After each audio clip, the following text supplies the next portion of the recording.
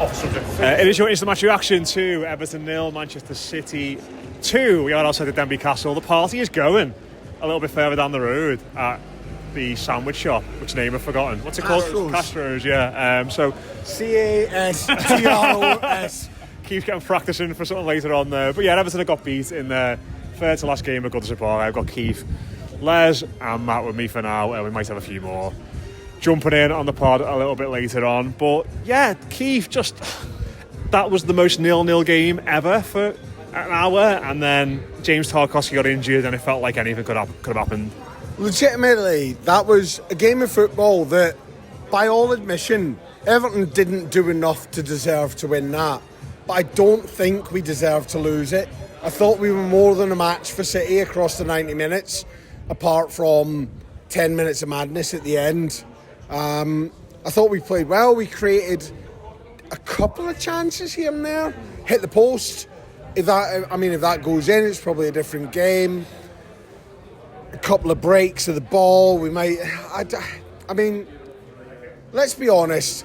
Years gone by, City at home, you'd be made up to escape with a 0-2.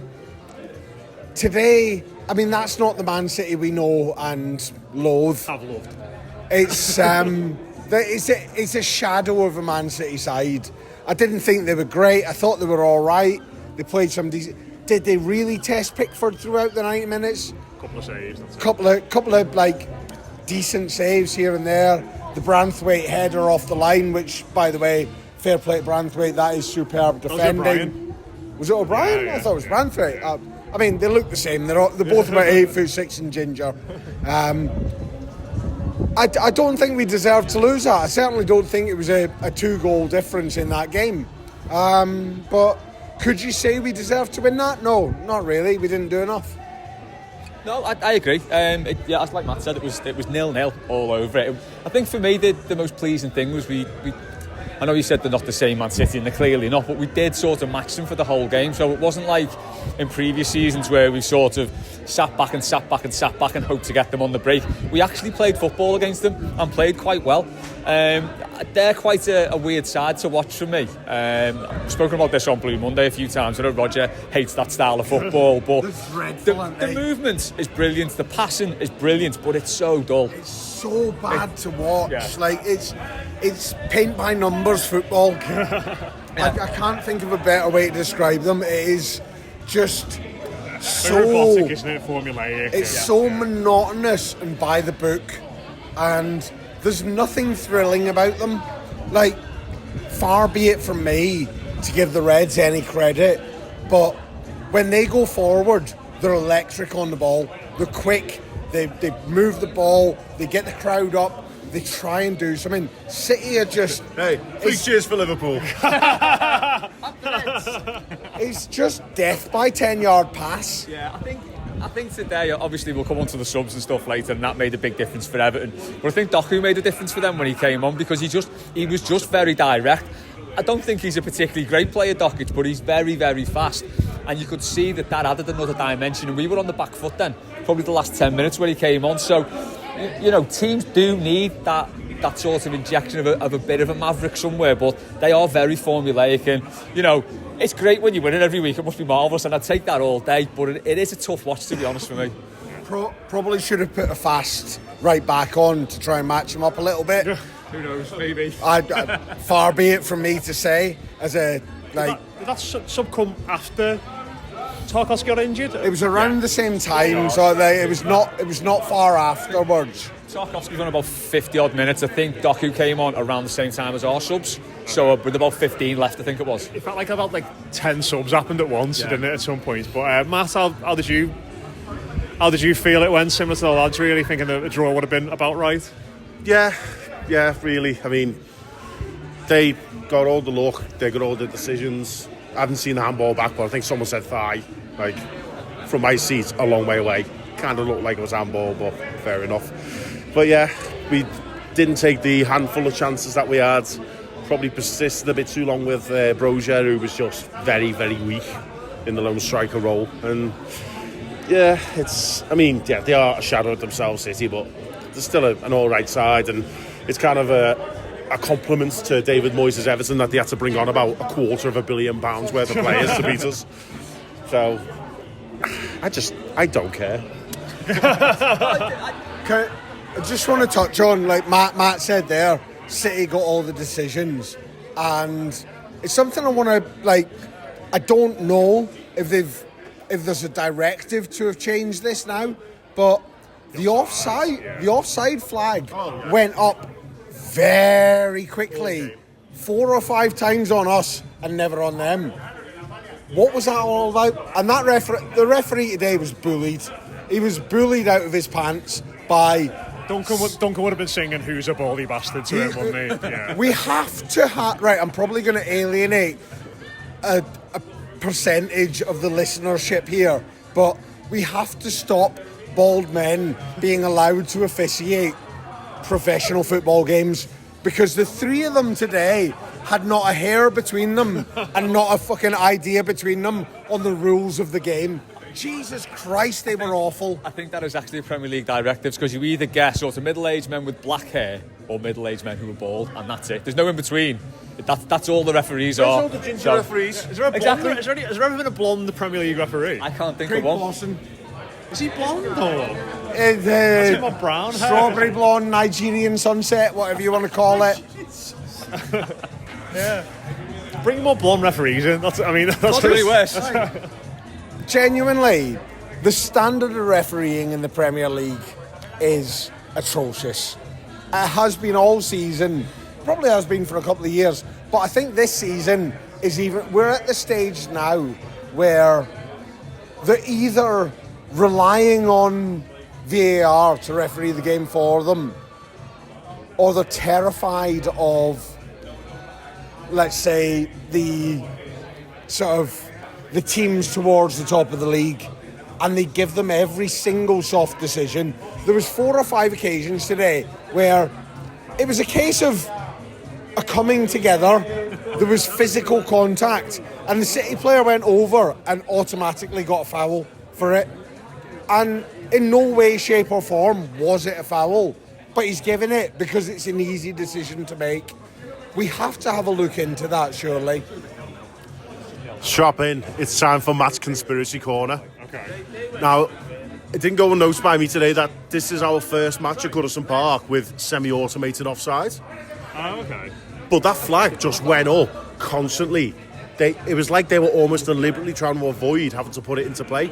Maybe because there's only 3 games left at Goodison, they haven't bothered to put in the semi-automated cameras. I love that theory. Like, they just can't be arsed doing it for 2 games left. I'm just going to nip into the kitchen and grab some tinfoil for a hat because this deserves the tinfoil hat. I love that they thought there's 2 games left.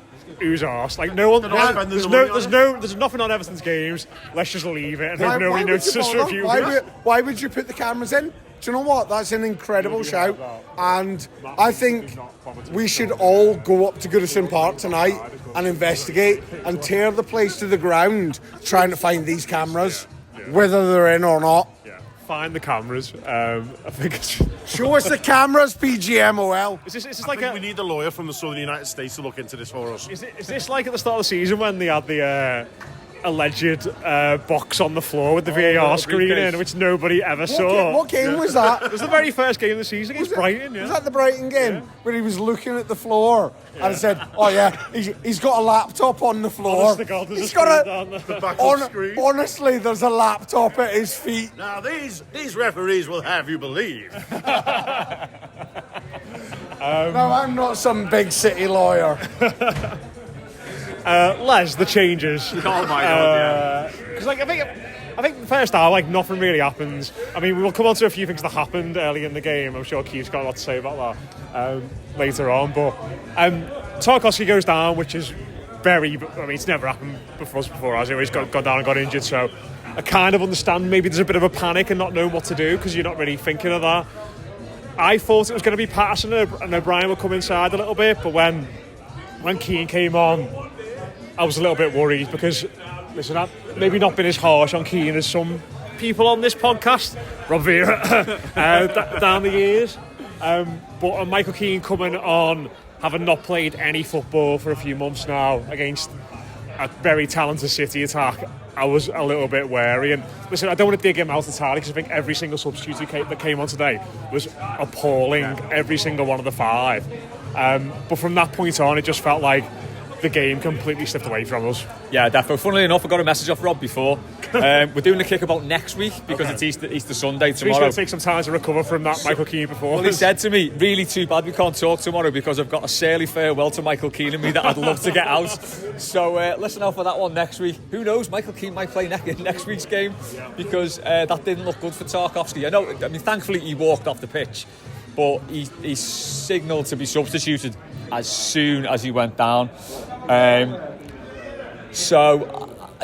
think everyone in the ground thought that the obvious thing to do was put Jake O'Brien centre back and like bring Young or Patterson on. Or Coleman, yeah. But because I think the thing for me is, Jake O'Brien's going to be a centre back long term, hopefully at Everton.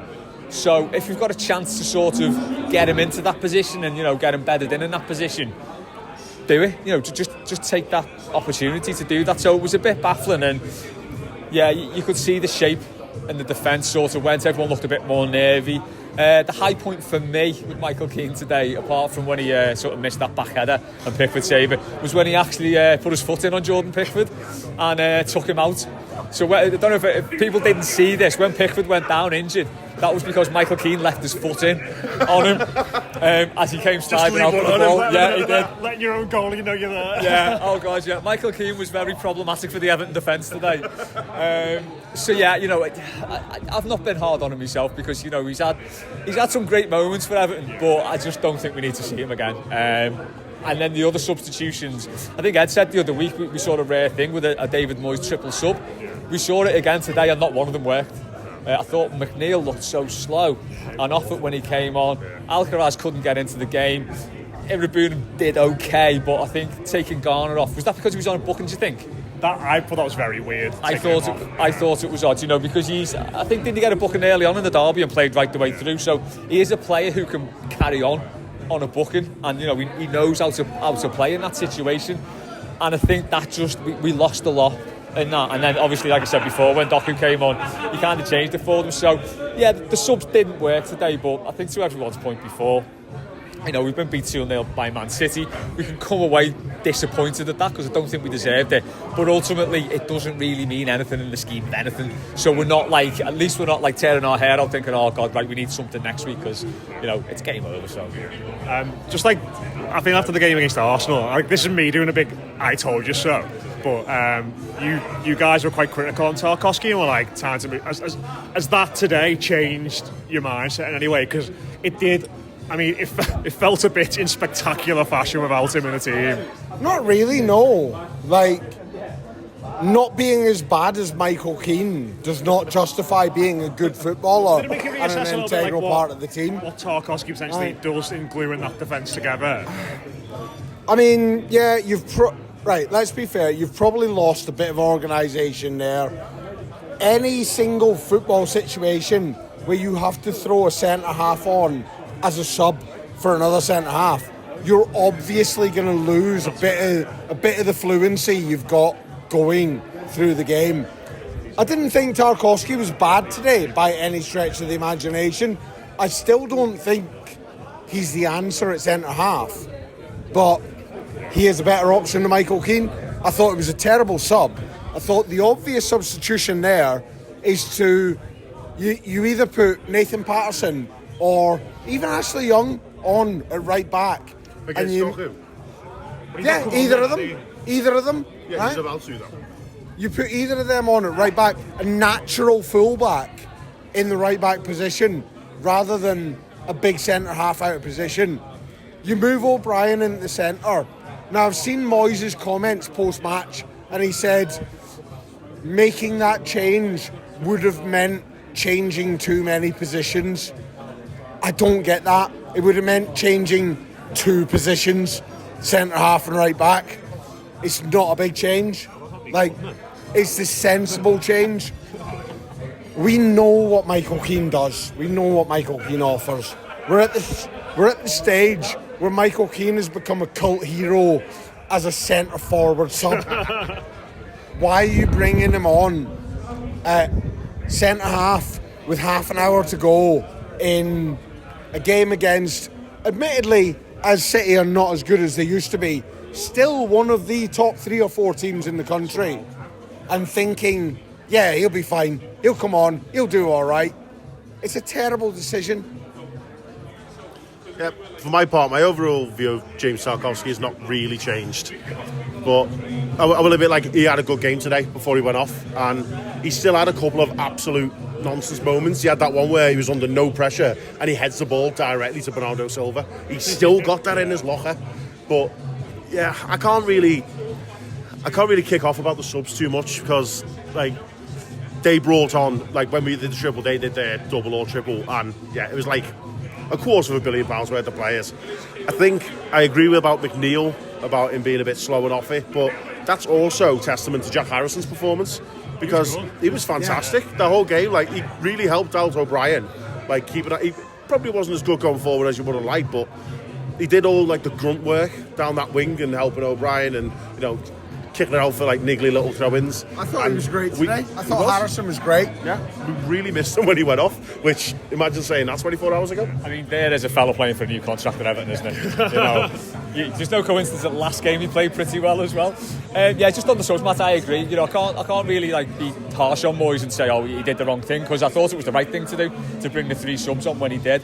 As I said, I'm not sure about Garner. Unfortunately, they just never worked. They just, McNeil is going to need more game time, but the only way he's going to get that is to be thrown on the pitch. So we got like 5 minutes last week, set up a goal, 15 this week. Hopefully he'll be in a better position to play longer next week. But it was just unfortunate to think that none of them got a grip of the game, especially Alcaraz. Really, it was disappointing to see. But I think we're lucky in that he's made these subs. It has probably cost us the game, but there's no real jeopardy in it at this stage of the season. So, which I suppose when you should experiment in a way. Well, yeah, I mean, by all means, shuffle the deck, as the commentators say. Make the changes and see what happens.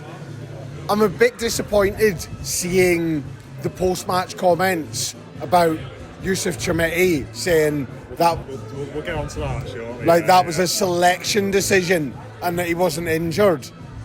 Because my thinking behind this is, I mean, fair enough. He's come out and said we're going to take a look at Broja and see what he's got, because he's on loan and we have a buy option in the summer, and is it worth buying? I think today is the end of that discussion, in that if they drop £30 million on him in the summer, I will burn Bramley Moor to the ground. Because he offers nothing beyond what Beto offers. No, I'd argue it's even less, because he doesn't run. Yeah. There's a fella who's scared to run around a little bit. He doesn't like to break a sweat. He didn't even bully anyone today. Nah. He wasn't strong on the ball. He wasn't strong off the ball. He just kind of, sort of lolloped around the pitch and didn't do much. He's not like the thing I'm hoping is he doesn't look like a David Moyes player to me, because he doesn't put the effort in. So, as sad as it's going to be to lose that Albanian football Twitter account from our fan base, we can't sign him in the summer. We cannot sign him in the summer. So we're now at a stage, right, where we've got 5 games left this season. Yeah. You put Yusuf Chermiti in. He's a young lad. Is he going to turn the world on fire? No. Probably not, right? But you see what he's got ahead of the summer to see what you have to do in terms of a striker, right? Do you need to sign a new 40 million striker to start every game? Or do you sign a £15 million backup, right? You have this scope now to see what he's about. He's a young lad, but he's a big lad. You can see, looking at him from the training photos, he's bulked up a bit, he's quite fit, he's quite fast. Can he offer us something? If he can't offer us something, then so fucking what? What do we lose? What do we lose by playing him? Absolutely nothing. What do we gain now by playing Broja for the last 5 games? Nothing. Not one thing. Well, if you want to scout Everton's next striker whilst you're on holiday in the summer, have we got the thing for you, Les? Time to let people know about our new partners, NordVPN. NordVPN, for people who don't know, is a virtual private network that helps you stay safe and secure while accessing streaming services and content. no matter where in the world you are. If you're travelling and need to catch a match you can't miss, NordVPN has got you covered. Well, Matt, NordVPN lets you switch your virtual location to access sport and TV shows from other countries, so you can keep up with the Toffees from anywhere in the world. I actually use NordVPN myself. Do you genuinely? It's been a game changer for staying protected online, especially when I'm working away. Using NordVPN means you're also safeguarding yourself from cyber threats and that dodgy public Wi-Fi network that you get anywhere. Not at the Denby Castle. That's a perfectly good Wi-Fi network, but so you can stream and browse with total peace of mind. And you actually do get the train to London and back and stuff, so it probably does genuinely help you with that. Yeah, when the Avanti Wi-Fi's working, Yeah. you do need a VPN. Like, we're going away in a couple of weeks, and I'm going to use it to get Channel 5 so my young daughter can watch a milkshake in the morning, because I don't imagine they've got it in Spain. But it is simple to use.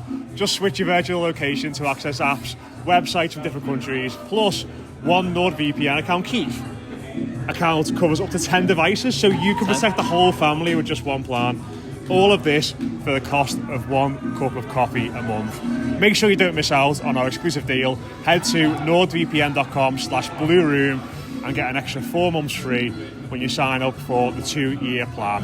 And don't worry, there's no risk with NordVPN's 30-day money-back guarantee.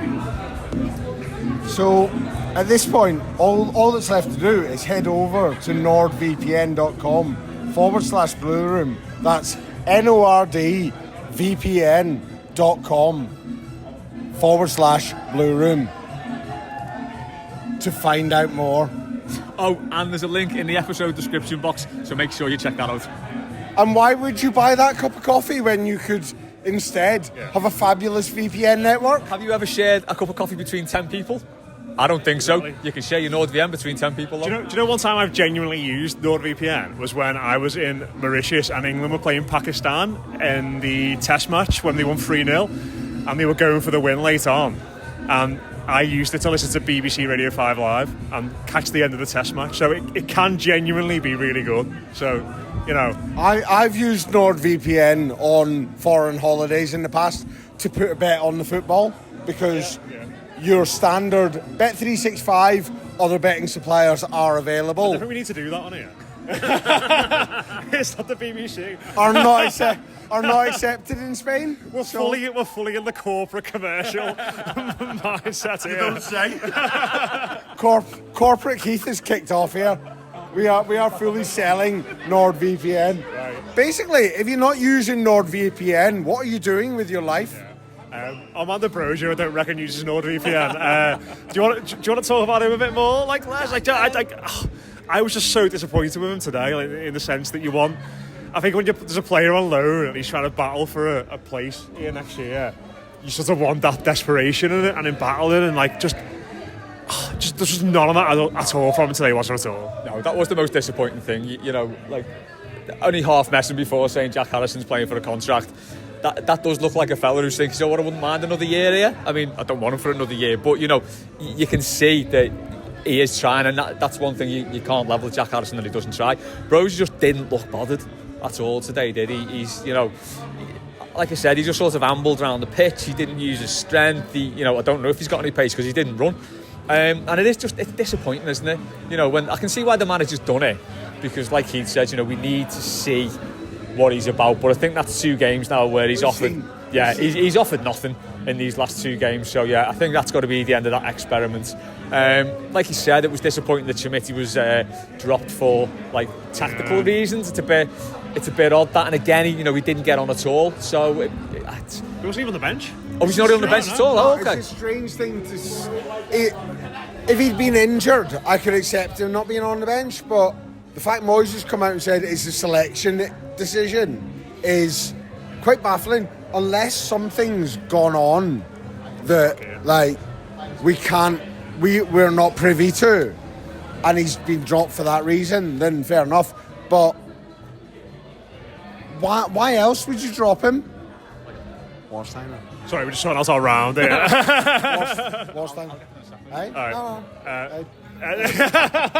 It's got a pint. Matt, what are you having?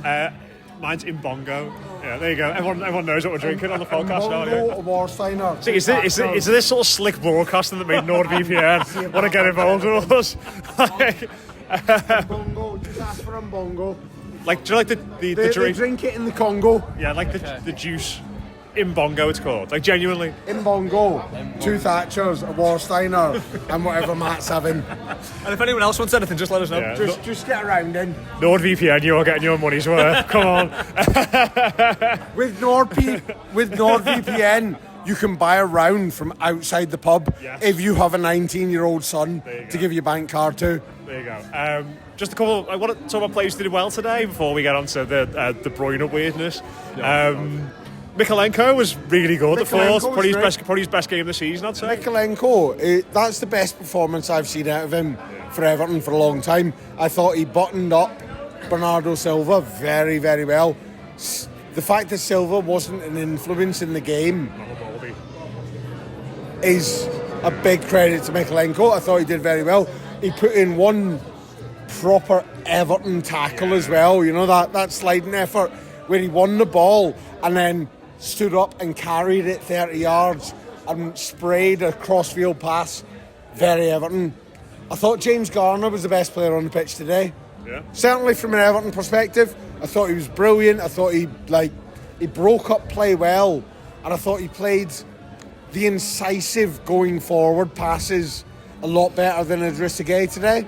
I thought Idrissa Gueye, don't get me wrong, had a good game. Obviously he's been taken off because he's on a booking. I think that's probably a mistake because we lost a lot of stability in the midfield. I think moving forward, you have to offer Idrissa Gueye at least another 12-month contract, and him and James Garner are the starting midfield partnership. Like, I think I'd want an upgrade. Yeah, James Garner, just like I don't know. you say that right. When has he had a bad game this season? Can you think of a bad game he's had? I come away from a lot of games just thinking like he was neither bad nor good, and like he made a couple of good tackles today. I think he did play well today, but most of the time I come away thinking like, what was he even in? What did he do? Like, I think that's a like testament. what type of midfielder is James Garner? I think genuinely that's a testament to what he does. In that he's not a noticeable footballer, but he does what's required of him. Is that what you want from a centre midfielder though? Like, well, from a holding midfielder, certainly, yeah. I don't want them to be like. I don't need a holding midfielder to be standout player. I think for me, what he did well today was it was his tackling and sort of getting a grip on that midfield, because one thing I've been critical of is he does tend to bottle out to 50-50s and tackle sometimes. Yeah. He often comes off second best in a 50-50, so I think today that was a really good part of his game. I thought he was tidy today. On Mikalenko as well, aside from defensively and that crossfield ball, which was outstanding. So good, yeah. The ball he put in the first half, and Jack Harrison and Decore went for the same ball.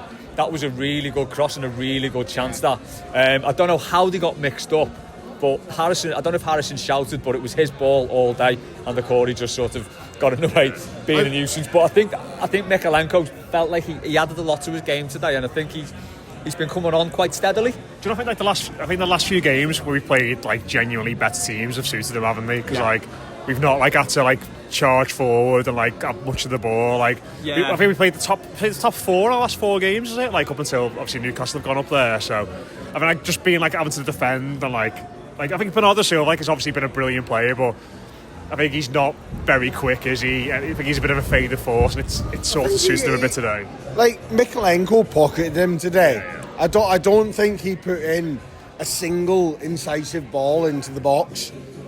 And for a player of the class of Bernardo Silva, like you say, he's not the player he was a year ago, 2 years ago, whatever, right? He's still a world-class attacking footballer. And Mikalenko didn't give him a kick, really, today. And one thing we also have to touch on is Bernardo Silva really needs to get himself a transfer to Turkey in the summer to sort that hairline out, because the bald spot is worse than Frank Lampard's. You're going to go into a hair transplant sponsorship there for a second. Do you want to sort your hair out like Bernardo Silva? Other hair transplants are available, but that is one shocking bald spot on him. And you would think he'd have a little bit of self-awareness to sort that out. It's very Lampard. Even go for the Cenk Tosin hair in a can. I mean, the thing is with a bald spot, though, do you know you've got it? Because you don't really see it, unless someone tells you about it, you know. Bald spot analysis. Somebody must have pointed it out to him. Like, if you saw your mate with a bald spot like that, you tell them. I draw a smiley face on it. I might have one. That's why I wear a hat all the time. He must see himself from a high angle on the telly. Yeah, he's got to watch his highlights and go, oh shit, I need to deal with that. Yeah. Right? He's had a while to deal with it, and it's getting really bad now. It's proper. It's very egg in an S territory. Something needs to be done about this. Right. Yeah. Something genuinely needs doing about that bald spot. We veered well off the football analysis today. We're going to stay well off, because I just thought we should finish this podcast by saying 3 cheers to Kevin De Bruyne. Absolutely fucking not, right? Could someone just explain, for people who didn't see the game and like went in the ground and maybe didn't know what I was talking about there, could someone explain the context of that terrible joke I just made? On 2 occasions today, 1 taking a corner and 2 being substituted off, sections of the Goodison Park crowd stood up and applauded Kevin De Bruyne. Now I have to ask, and if you are listening to this and you felt the need today to stand up and applaud Kevin De Bruyne, what's gone wrong in your life? Why have you felt the need to do that? Like, I would understand if Everton were 3-0 up, the game was dead, and you go, do you know what? That's a class player we've watched for years, he's gone off, etc., right? He went off when we were 1-0 down. Didn't he? There was even applause from people in the park end, which, you know, the park end don't even applaud Everton players. Anyone? No, so, you know, it was quite odd to say. I couldn't get my head around it myself. That's absolutely hideous. None of that. And if that's you, if you're listening to this tonight, in your please keep listening to us regardless of what keeps us. I mean, by all means, keep listening, but know that I will not respect you in any way, shape or form. And your family will not respect you in any way, shape or form. Because you stood up and you've applauded an opposition player taking a corner. Have a good look at yourself tonight. What are you doing? If anyone's got an issue with what Keith said, just direct your eye towards the Welsh fella off the Blue Room. Have we got any Welsh contributors? Should we just make sorry for them? No, I think we're good. But yeah, like I kind of get it if he'd come off when he came off as a substitute, but like to do it when it's 0-0 and there's a corner in the like he trotted across and he got a clap like he was an Everton player. Why? Are they trying to encourage? He did applaud back. Yeah, he did. Yeah. Are they trying to encourage him to sign for us next season or something? Because that's all we need. He was absolutely terrible today. Another crocked 35-year-old on 500 grand a week. What a great signing that would be. Belgian as well. Always good fun in the international break. Yeah. Get him signed. Just to finish off, genuinely, any closing thoughts? Got 2 games left at Goodison. It's just like that. That's horrible, isn't it? That today just kind of felt like, I don't know, because we were like a bit meh, and like we got to be like just taking one off more than like enjoying it, wasn't it? Yeah. Isn't it, that today it's a bit. It felt a bit flat all game. I'll be honest. It felt to me there wasn't really any oomph. There wasn't any aggro in the crowd. It was one of those games that just passed by with nothing really happening, and it's a shame because we know we're on a time limit now, and we've got 2 left. We've got Ipswich and Southampton, 2 relegated sides. So I cannot wait to see the mess that Everton will make out of that. We're about to be joined by a wild Mark Mosey. He's just swung up. So I'd love to hear his thoughts. Can I just say I arrived on mess of Everton. I don't know if I want to expand overly on that. I mean, we're about to finish, but any thoughts on the performance or clapping De Bruyne or anything like that? I'm dangerous here because I don't know the opinions of the group, so I don't know who's my mate here. But clapping De Bruyne is fine. Get him off! I'm fine with that. Get him gone! You know, I feel like I might be in the minority, but yeah, I am loosely fine with that, and I'll move swiftly on from that point.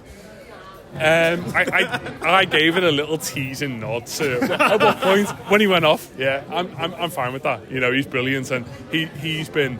Did you clap when he came off though, or when he took a corner? Not the corner. That's too much. Not the corner. That's mid-game. You know, the man can do no further damage at the point where he's walking off the field. So I'm absolutely fine with that. He was terrible today, but he has been central to the demise of Cop by Heart over the years. I'll clap any man who's been part of that. The only thing I would say, and you've probably touched on it massively already, is there is nothing hanging on these games now, and they are just windows of opportunity for certain players, and some will take it. You know, I thought James Garner was very good for massive spells of the game today. Vitaly Mikalenko has had question marks on him ever since he walked in the door, and I thought he was very good today. Thoughts on Armando Broja today?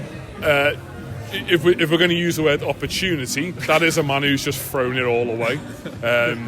And you know that you probably. I understand why people say, why is he even starting games if he's not going to be here? And the fact that he is starting is probably Moyes just saying, well, this is your last hurrah. And I know it's difficult when you play against a very good side, but is he going to be at Everton next year? The answer is probably no, on the back of one game today. And that is how, you know, when people say games aren't important at this stage, for players like that, they are massive, because they are pivotal to your entire future.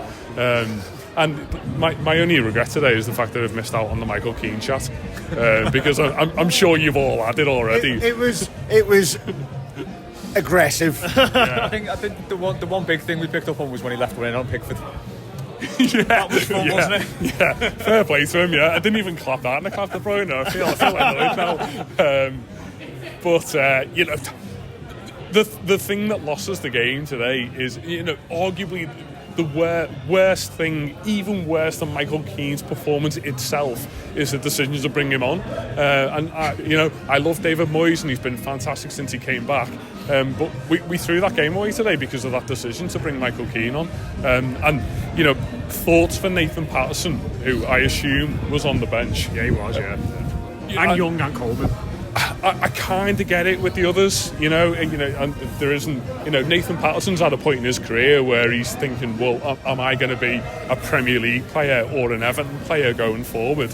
If I've got a manager who's whipping on a centre half who we all know is going to be gone in 4 or 5 weeks in favour of me, who is trying to remake a career out of myself,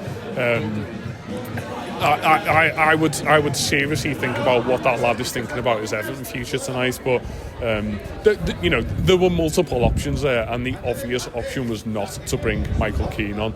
The fact that we are all sitting here with now 2 games left at Goodison Park, still shouting from the terraces about how bad Michael Keane is as a footballer, it's shameful for all of us, isn't it? But the sentiment of Everton football at the moment will be echoed every single week on this podcast in the it's nice not to care.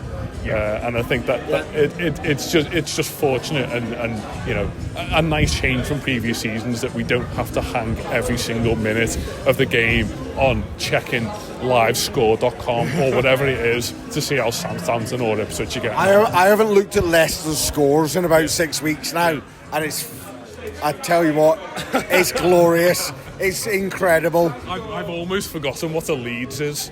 And next season for me, it's just reaffirming my bond with Leeds United and how they're getting on. Yeah. Jack Harrison sends Everton down next year, and I'm ready for it.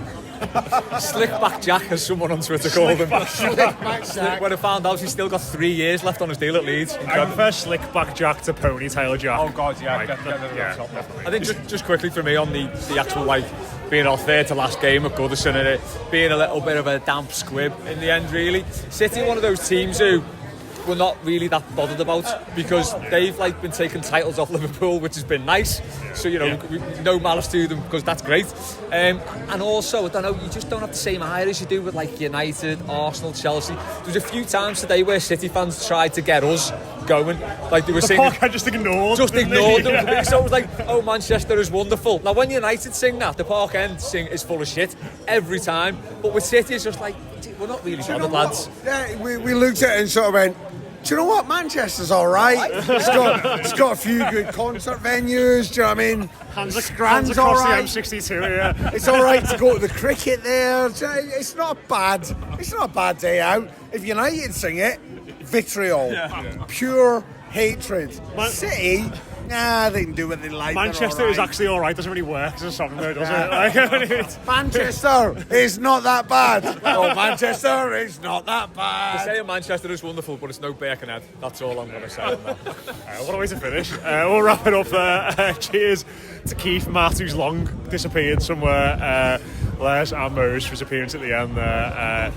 And NordVPN, if you're interested in getting involved in watching some sport on your holidays, do click the link in the description below. In all seriousness, it will really help us if you are thinking of getting involved in that sort of stuff. So thank you. We'll be back again next week for... Who do we play next week? Chelsea away. Who cares at this point, man? Chelsea away. Some team. There will be football next week. Everton will be involved. We will not care. Yeah, we're playing Chelsea next week apparently, so we'll have a reaction to that and loads of build up throughout the week. The good news about next week is that Armando Broja can't play. That's a great point. That's a good shout. There we go.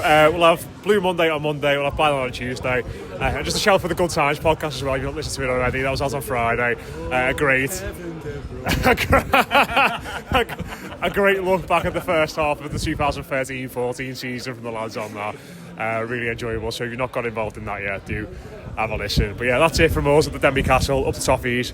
We'll speak to you again soon.